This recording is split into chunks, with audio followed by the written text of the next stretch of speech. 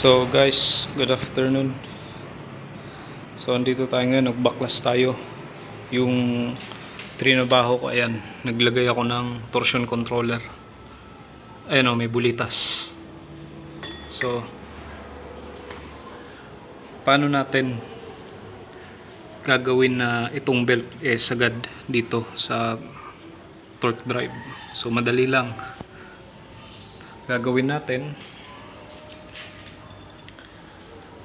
itong washer, itong washer na to na galing dito, na galing dyan, ilalagay natin sa loob ng pulley dito.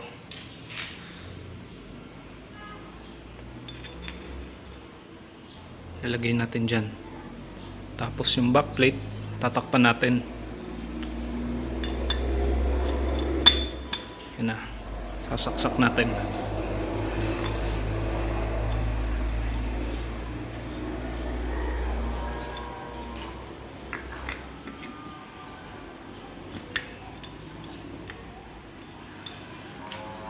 So nga pala,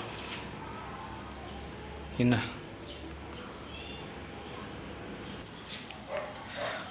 So yun na, nilagay na natin. So yung next natin gagawin, ilalagay natin yung drive face.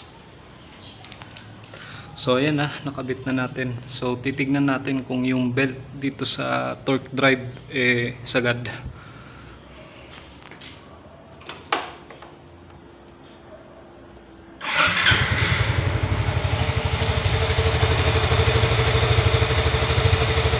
Palapatin muna natin yung belt para makita natin.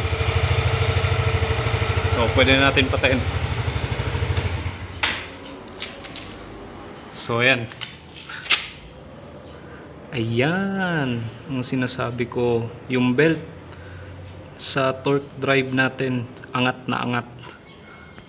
So yung arangkada nito maganda, kasi yung ginawa natin, yung washer sa likod ng backplate nilipat natin dito sa loob ng pulley.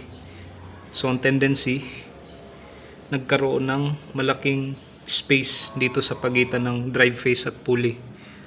So yung belt dito sa parting pulley bumaba. Kaya ito yung reason kung ba't tumaas tong belt na to. Ayun, ang ganda, taas na taas.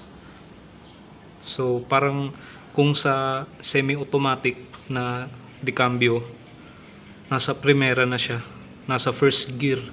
Kasi kung yung washer andun sa likod ng backplate na ito sikip, yung belt nito mababa. So ang tendency, nasa second gear. Kung nasa, kumbaga sa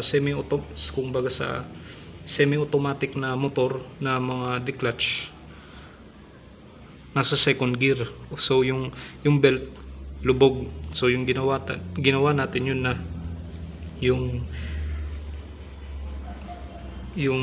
ano to, backplate ng washer nilagay natin sa loob ng pulley, sa pagitan ng pulley at bushing. Yan, ayan na, maganda. Yung belt angat na angat. Ayan o, angat na angat siya. Ganda to.